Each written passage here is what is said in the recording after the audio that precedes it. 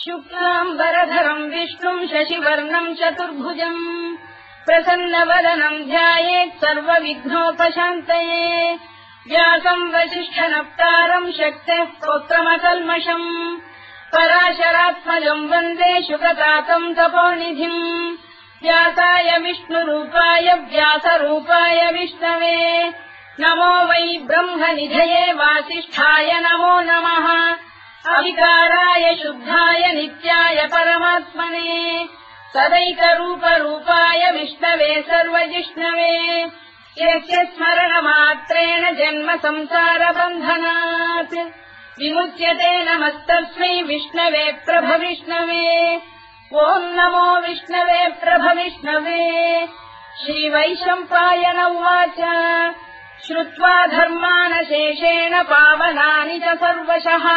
युधिष्ठिरः शान्तनवम् पुनरेवाभ्यभाषत युधिष्ठिर उवाच किमेकम् दैवतम् लोके किम् वाप्येकम् परायणम् सुवन्तः कङ्कमत्यन्तः प्राप्नुयुर्माणवा शुभम् को धर्मः सर्वधर्माणाम् भवतः परमो मतः किम् जपन्मुच्यते जन्तुर्जन्म संसारबन्धनात् श्रीभीष्म उवाच जगत्प्रभुम् देवदेवमनन्तम् पुरुषोत्तमम् सुवन्नाम सहस्रेण पुरुषस्तततोत्थितः तमेव चार्चयन्नित्यम् भक्त्या पुरुषमव्ययम् ध्यायम् स्तुवन्नमस्यम् च यजमानस्तमेव च अनादिनिधनम् विष्णुम् सर्वलोकमहेश्वरम् लोकाध्यक्षम् स्तुवन्नित्यम् सर्वदुःखातिगो भवेत् ब्रह्मण्यम् सर्वधर्मज्ञम् लोकानाम् कीर्तिवर्धनम् लोकनाथम् महद्भूतम् सर्वभूतभवोद्भवम् एष मे सर्वधर्माणाम् धर्मोऽधिकतमो मतः यद्भक्त्या पुण्डरीकाक्षम् स्तवैरच्चेन्नरः सदा परमम् यो महत्तेजः परमम् यो महत्तपः परमम् यो महद्ब्रह्म परमम् यः परायणम् पवित्राणाम् पवित्रम् यो मङ्गलानाम् च मङ्गलम् दैवतम् देवतानाम् च भूतानाम् यो व्ययक्तिरा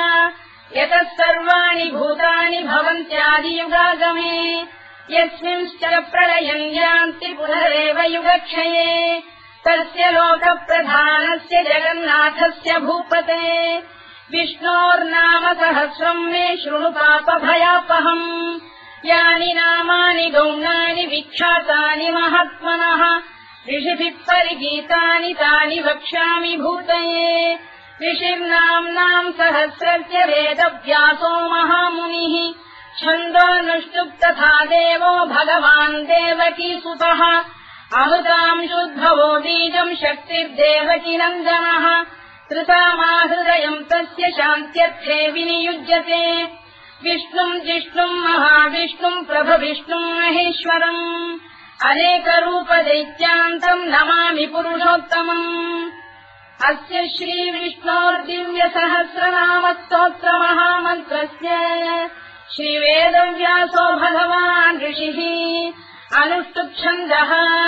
श्रीमहाविष्णुः परमात्मा श्रीमन्नारायणो देवता अमृतांशोद्भवो भानुरिति बीजम् देवकी नन्दन श्रेष्ठेति शक्तिः उद्भवः क्षोभणो देव इति परमो मन्त्रः धर इत्यस्त्रम् रथाङ्गपाणिरक्षोभ्य इति नेत्रम् त्रिसामासामजः सामेति कवचम् आनन्दम् परब्रह्मेति योनिः ऋतुः सुदर्शनकाल इति दिग्बन्धः श्रीविश्वरूप इति ध्यानम् श्रीमहाविष्णुप्रीत्यर्थे सहस्रनाम जपे विनियोगः ध्यानम् क्षीरोदम् तत्प्रदेशे शुचिमणिविलसत्सैकते मौक्तिकानाम् मालाक्लुप्तासनस्थस्फटिकमणिनिभैर्मौक्तिकैर्मण्डिताङ्गः शुभ्रैरभ्रैररभ्रैरुपरि विरचितैर्मुक्तपीयूषवर्षैः आनन्दीनः पुनीयादरिनलिन गदा शङ्खपाणिर्मुकुन्दः भूः पादौ यस्य नाभिर्विहरसुरनिलश्चन्द्रसूर्यौ च नेत्रे कर्णावाशा शिरोद्यौर्मुखमपि दहनो यस्य वास्तेयमब्धिः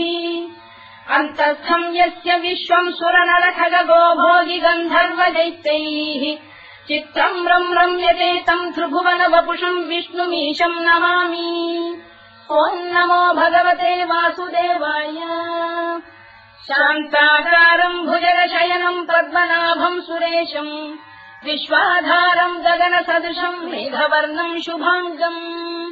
लक्ष्मीकान्तम् कमलनयनम् योगिधृध्यानगम्यम्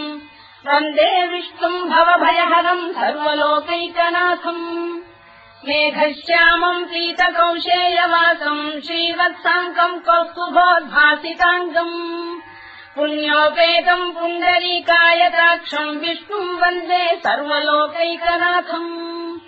नमः समस्तभूतानामादिभूताय भूभृते अनेकरूपरूपाय विष्णवे प्रभविष्णवे सशङ्खचक्रम् सकिरीटकुण्डलम् सपीतवस्त्रम् सरसीरुभेक्षणम् सहारवक्षस्थलशोभिकौस्तुभम् नमामि विष्णुम् शिरसा चतुर्भुजम् छायायाम् पारिजातस्य हेमसिंहासनोपरि आसीनमम्बुदश्याममायताक्षमलङ्कृतम् चन्द्राननम् चतुर्बाहुम् श्रीवत्साङ्कितवक्षसम् रुक्मिणी सत्यभामाभ्याम् सहितम् कृष्णमाश्रये।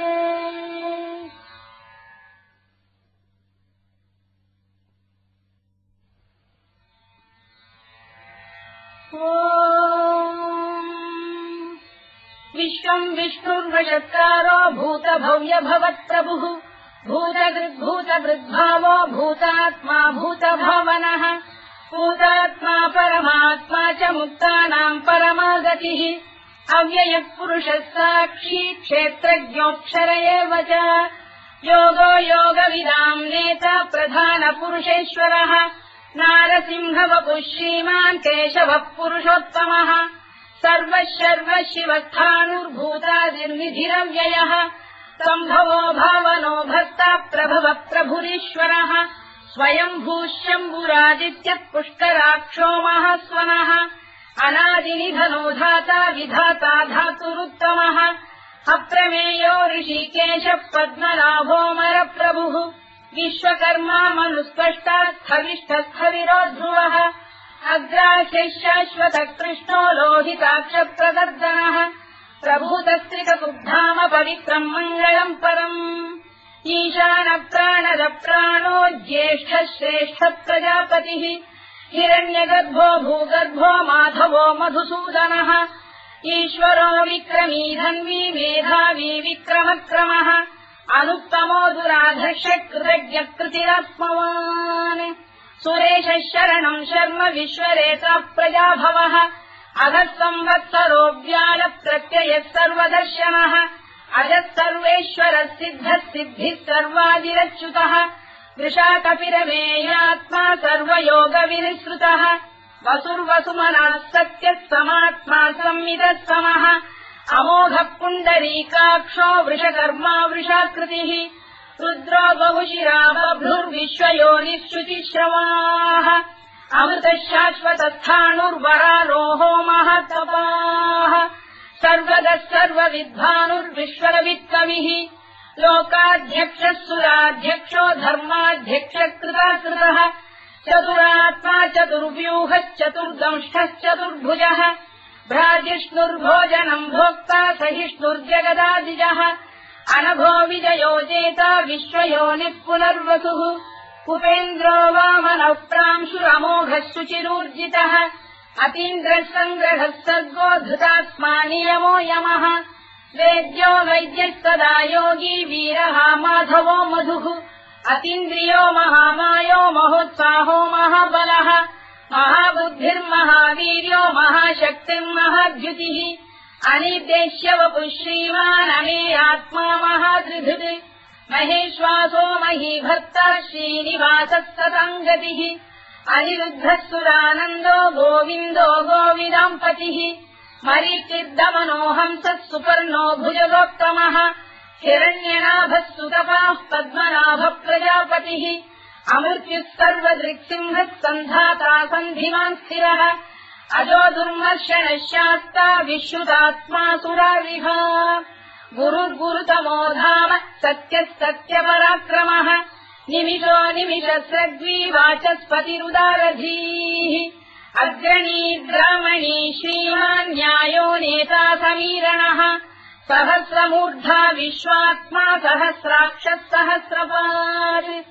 आवर्तनो निवृत्तात्मा संवृतः सम्प्रवर्धनः अधः संवर्तको गन्धिरनिरोधरणीधरः सुप्रसादप्रसन्नात्मा विश्वधृत् विश्वभुग्विभुः सत्कर्ता सत्कृतः साधुर्जन्धुर्नारायणो नरः असङ्ख्येयो प्रमेयात्मा विशिष्टः शिष्टकृच्छुचिः सिद्धार्थः सिद्धसङ्कल्पः सिद्धितः सिद्धिसाधनः वृषाधी वृषभो विष्णुर्वृषपर्वा वृषोदरः वर्धनो वर्धमानश्च विविक्तः श्रुतिसागरः सुभुजो दुर्धरो वाग्मी महेन्द्रो वसुदो वसुः नैकरूपो बृहद्रूपः शिपिविष्टप्रकाशनः ओजस्तेजोऽभ्युदिनः प्रकाशात्मा प्रतापनः वृद्धस्पष्टाक्षरो मन्त्रश्चन्द्रांशुर्भास्करद्युतिः अमृतांशुद्भवो भानुः शशबिन्दुः सुरेश्वरः औषधम् जगतः सेतुः सत्यधर्मपराक्रमः भूतभव्यभवन्नाथः पवनः पावनो नलः कामः कामकृत्कान्तः कामः कामप्रदप्रभुः युगादिकृद्युगावर्तो नैकमायो महाशनः अदृश्यो व्यक्तरूपश्च सहस्रजिदनन्तजित् इष्टो विशिष्टः शिष्टेष्टः शिखण्डी नभुषो वृषः क्रोधः क्रोधकृत्कर्ता विश्वबाहुर्महीधरः अच्युतप्रतिथः प्राणप्राणदो वासवानुजः अपाम् निधिरधिष्ठानमप्रमत्तप्रतिष्ठितः स्कन्दः स्कन्दधरो धुर्यो वरदो वायुवाहनः वासुदेवो बृहद्भानुरादिदेवः पुरन्दरः अशोकस्तारणस्तारः शूरः शौरिर्जनेश्वरः अनुकूलः शतावर्तः पद्मी पद्मनिभेक्षणः पद्मनाभोरविन्दाक्षः पद्मगर्भः शरीरभृत् महर्भिर्वृद्धो वृद्धात्मा महाक्षो गरुडध्वजः अतुलः शरभो भीमः समयज्ञो हविर्हरिः सर्वलक्षणलक्षण्यो लक्ष्मीवान् समितिञ्जयः विक्षरो रोहितो मार्गो हेतुर्दामोदरः सहः महीधरो महाभागो वेगवानमिताशनः उद्भवः क्षोभणो देवः श्रीगर्भः परमेश्वरः करणम् कारणम् कर्ता विकर्ता गहनो गुहः व्यवसायो व्यवस्थानः संस्थानस्थानदो ध्रुवः परधिः परमस्पष्टः तुष्टः पुष्टः शुभेक्षणः रामो विरामो विरतो मार्गो नेयोनयोनयः वीरः शक्तिमताम् श्रेष्ठो धर्मो धर्मविदुत्तमः वैकुण्ठः पुरुष प्राणः प्राणदः प्रणवप्लुतुः हिरण्यगर्भः शत्रुघ्नो व्याप्तो वायुरधोक्षजः ऋतुः सुदर्शनकालः परमेष्ठी परिग्रहः उग्रः संवत्सरो दक्षो विश्रामो विश्वदक्षिणः विस्तारस्थावरस्थाणुः प्रमाणम् बीजमव्ययम् अर्थोऽनर्थो महाकोशो महाभोगो महाधनः अनिर्विण्णस्थविष्ठो भूर्धर्मयूपो महामखः नक्षत्रनेमिर्नक्षत्री क्षमः क्षामः समीहनः यज्ञयुज्यो महेज्यश्च क्रतुः सत्रम् सदाङ्गतिः सर्वदर्शी विमुक्तात्मा सर्वज्ञोद्यानमुत्तमम् सुव्रतः सुमुखः सूक्ष्मः सुघोषः सुखरः सुहृत् मनोहरोजितक्रोधो वीरबाहुर्विदारणः स्वापनः स्ववशो व्यापी नैतात्मानैककर्मकृत् वत्सरो वत्सलो वत्सी रत्नगर्भोधनेश्वरः धर्मकुद्धर्मकृद्धर्मी सदसक्षरमक्षरम् अविज्ञाता सहस्रांशुर्विधाता कृतलक्षणः गभस्तिरे विस्तप्तस्तः सिंहो भूतमहेश्वरः आदिदेवो महादेवो देवेशो देवभृद्गुरुः उत्तरो गोपतिर्गोप्ता ज्ञानः सोमपो मृतपः सोमः पुरुजिः पुरुषत्तमः विनयो जयः सत्यसन्धो दाशार्हः सात्वताम् पतिः जीवो विनयिता साक्षी मुकुन्दो मितविक्रमः अम्भो निधिरनन्तात्मा महोदधिशयोऽन्तकः अजो महार्घ स्वाभाव्योजिता मित्र प्रमोदनः आनन्दो नन्दनो नन्दः सत्यधर्मा त्रिविक्रमः महर्षि कपिलाचार्य कृतज्ञो मेदिनीपतिः त्रिदशाध्यक्षो महाशृङ्गकृतान्तकृत् महावराहो गोविन्दः सुषेणः कनकाङ्गनी गुह्यो गभीरो गहनो गुप्तश्चक्रगदाधरः मेधास्वाङ्गोजितः कृष्णो दृढः सङ्कर्षणोच्युतः वरुणो वारुणो वृक्षः पुष्कराक्षो महामनाः भगवान् बलहानन्दी वनमाली हलायुधः आदित्यो ज्योतिरादित्यः सहिष्णुर्गतिसत्तमः सुधन्वाखण्ड परशुद्धारुणोद्रविणप्रदः दिवस्कृत् सर्वदृत्यासो वाचस्पतिरयो निजः कृतामासामगस्साम निर्वाणम् भेषजम् भिषज सन्न्यासवृक्षमशान्तो निष्ठा शान्तिपरायणम् शुभाङ्गः शान्तिदर्शिष्टा कुमुदः कुवलेशयः गोहितो गोपदैर्गोप्ता वृषभाक्षो वृषप्रियः अनिवर्ती निवृत्तात्मा संक्षेप्ताक्षेमकृत् शिवः श्रीवत्सवक्षा श्रीवासः श्रीपतिः श्रीमताम्बरः श्रीधर श्रीधर श्रीनिवासः श्रीनिधिः श्रीविभावनः श्रीधर श्रीकर श्रेय श्रीमान् लोकत्रयाश्रयः स्वक्षस्वङ्गः शतानन्दो नन्दिर्ज्योतिर्गणेश्वरः विदितात्मा विधेयात्मा सत्कीर्तिच्छिन्न संशयः उदीर्णः सर्वतश्चक्षुरनीशः शाश्वतस्थिरः भूषयो भूषणो भूतिर्विशोकः शोकनाशनः अर्चिष्मानर्चितः कुम्भो विशुद्धात्मा विशोधनः अनिरुद्धो प्रतिरथ प्रद्युम्नो मितविक्रमः कालनेमिनिहा वीरः शौरिः शूरजनेश्वरः त्रिलोकात्मा त्रिलोकेशः केशवः केशिहा हरिः कामदेवः कामपालः कामी कान्तकृतागमः अनिर्देश्यवपुर्विष्णुर्वीरोऽनन्तो धनञ्जयः ब्रह्मण्यो ब्रह्मकृद्ब्रह्मा ब्रह्म ब्रह्मविवर्धनः ब्रह्मविद्ब्राह्मणो ब्रह्मी ब्रह्मज्ञो ब्राह्मणप्रियः महाक्रमो महाकर्मा महातेजा महोरगः महाक्रतुर्महायज्वा महायज्ञो महाहविः स्तव्यस्तव प्रियस्तोत्रम् स्तुतिस्तोतारणप्रियः पूर्णः पूरयिता पुण्यः पुण्यकीर्तिरनामयः मनोजवस्तीर्थकरो वसुरेता वसुप्रदः वसुप्रदो वासुदेवो वसुर्वसुमनाहविः सद्गतिः सत्कृतिः सत्ता सद्भूतिः सत्परायणः शूरसेनो यदुश्रेष्ठः सन्निवासः सुयामुनः भूतावासो वासुदेवः सर्वासु निलयो नलः दत्तः दत्पदो दृप्तो दुर्धरोऽथा पराजितः विश्वमूर्तिर्महामूर्तिर्दीप्तमूर्तिरमूर्तिमान् अनेकमूर्तिरव्यक्तः शतमूर्तिः शताननः एकोनैकस्तवः किम् यत्तत्पदमनुत्तमम् लोकबन्धुर्लोकनाथो माधवो भक्तवत्सलः सुवर्णवर्णो हेमाङ्गो वराङ्गश्चन्दनाङ्गदी वीरः विषमः शून्यो घृता क्षीरजरश्चरः अमानी मानदो मान्यो लोकस्वामी त्रिलोकधृत् सुमेधा मेधजो धन्यः सत्यमेधाधराधरः तेजो वृषोऽद्युतिधरः सर्वशस्त्रभृताम्बरः प्रग्रहो निग्रहो व्यग्रो नैकशृङ्गो गदाग्रजः चतुर्मूर्तिश्चतुर्बाहुश्चतुर्व्यूहश्चतुर्गतिः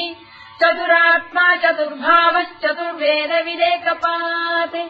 समावर्तो निवृत्तात्मा दुर्जयो दुरतिक्रमः दुर्लभो दुर्गमो दुर्गो दुरावासो दुरारिः शुभाङ्गो लोकतारङ्गः सुतन्तु वर्धनः इन्द्रकर्मा महाकर्मा कृतकर्मा कृतागमः उद्भवः सुन्दरः सुन्दो रत्ननाभः सुलोचनः अल्पो वाजसनः शृङ्गी जयन्तः सर्वविद्ययी सुवर्णबिन्दुरक्षोभ्यः सर्ववागीश्वरेश्वरः महाह्रदो महागर्तो महाभूतो महानिधिः कुमुदकुन्दरकुन्दः पर्जन्यः पावनो निलः अमृताशोऽमृतवपुः सर्वज्ञः सर्वतोमुखः सुलभः सुव्रतः सिद्धः शत्रुजिच्छत्रुतापनः व्यग्रोधोदुम्बरोश्चक्षाणूरान्ध्रैषूदनः सहस्रार्चिः सप्तजिह्वः सप्तैधाः सप्तवाहनः अमूर्तिरनघोचिन्त्यो भयगृद्भयनाशनः अणुबृहत्कृशस्थूलो गुणभृन्निर्गुणो महान् अधृतस्वधृतस्वास्य प्राग्वंशो वंशवर्धनः भारभृत्कथितो योगी योगीशः सर्वकामदः आश्रमश्रवणः क्षामः सुपर्णो वायुवाहनः धनुर्धरो धनुर्वेदो दण्डो दमयिता दमः अपराजितः सर्वसहो नियन्ता नियमो यमः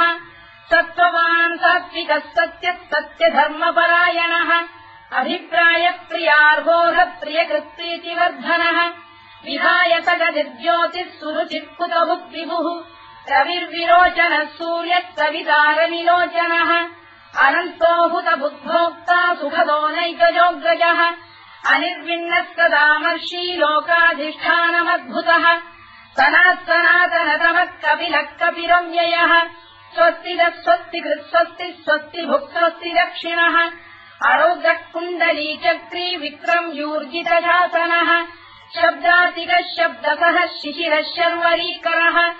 अक्रूरप्रेशलो दक्षो दक्षिणः क्षमिणाम्बरः विद्वत्तमो वीतभयः पुण्यश्रवणकीर्तनः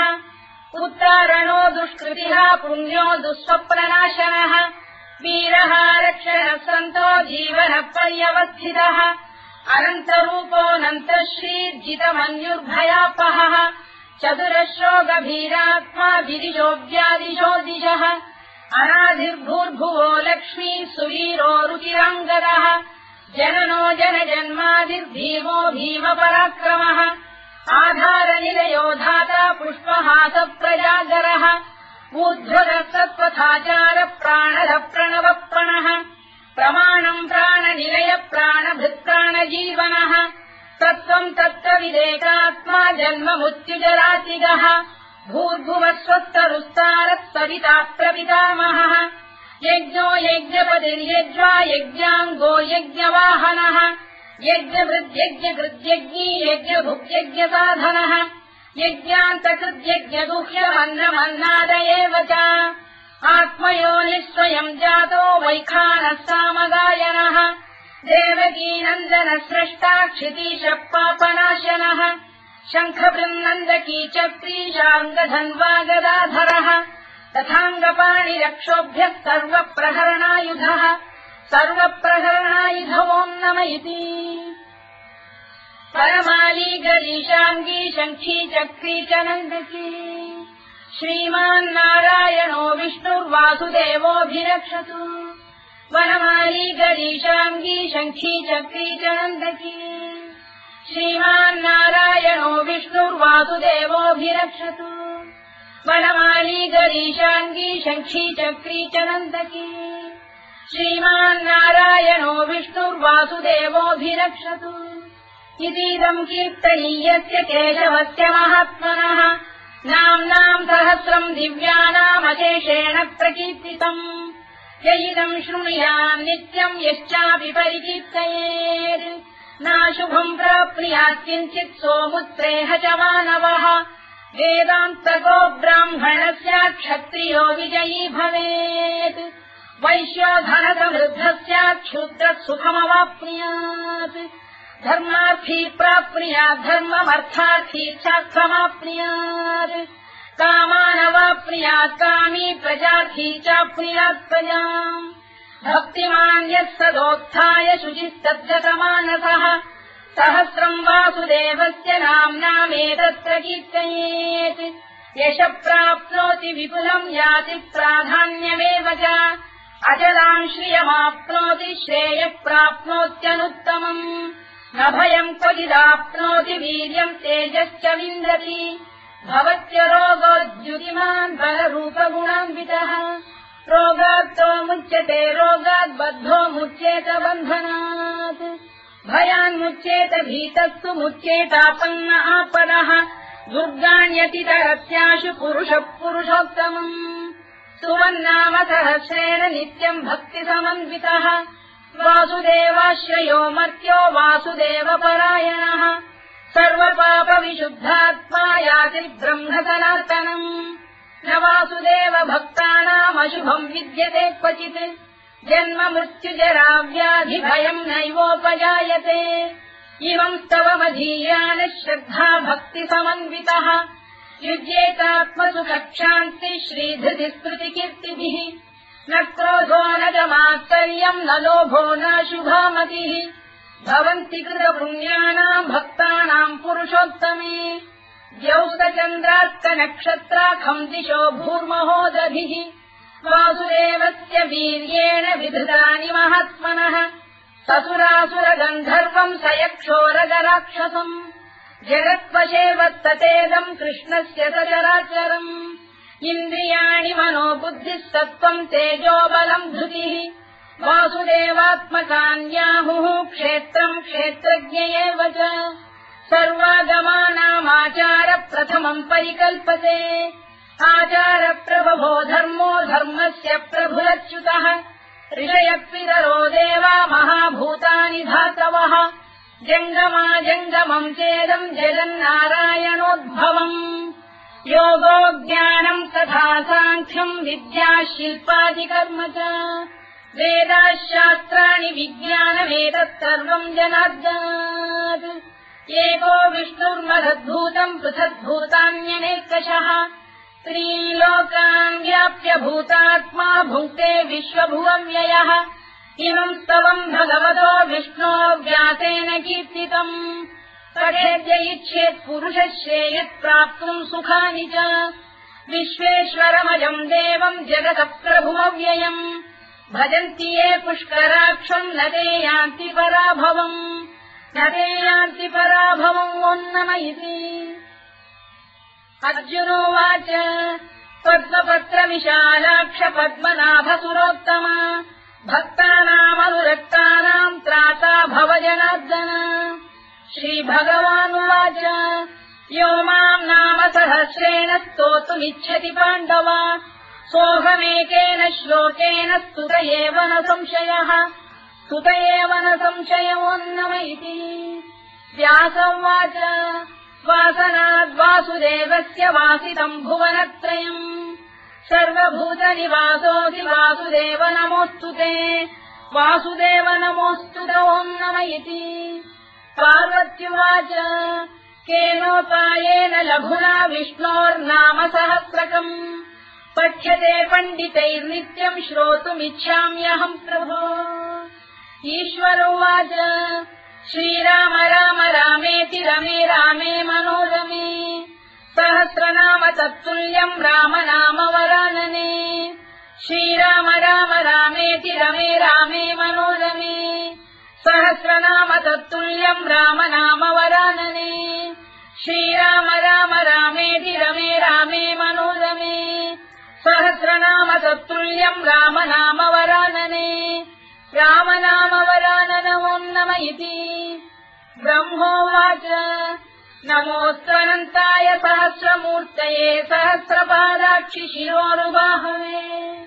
सहस्रनाम्ने पुरुषाय शाश्वते सहस्रकोटियुगधारिणे नमः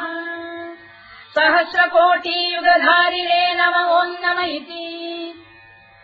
सञ्जय उवाच यत्र योगेश्वर कृष्णो यत्र पार्थो धनुर्धरः तत्र श्रीविजयो भूतिर्ध्रुवानीतिर्मतिर्मम श्रीभगवानुवाच अनन्याश्चिन्तयन्तो मां ये जनाः पर्युपासते तेषाम् नित्याभियुक्तानां योगक्षेमम् वहाम्यहम् परित्राणाय साधूनां विनाशाय च दुष्कृताम् धर्म संस्थापनार्थाय सम्भवामि युगे युगे आर्ता विषण्णाः शिथिलाश्च भीता घोरेषु च व्याधिषु वर्तमानाः संकीर्त्य नारायण शब्दमात्रम् विमुक्त दुःखाः सुखिनो भवन्तु कायेन वाचा मनसेन्द्रियैर्वा बुद्ध्यात्मना वा प्रकृते स्वभावात् करोमि यद्यत् सकलम् परस्मै नारायणायेति समर्पयामि।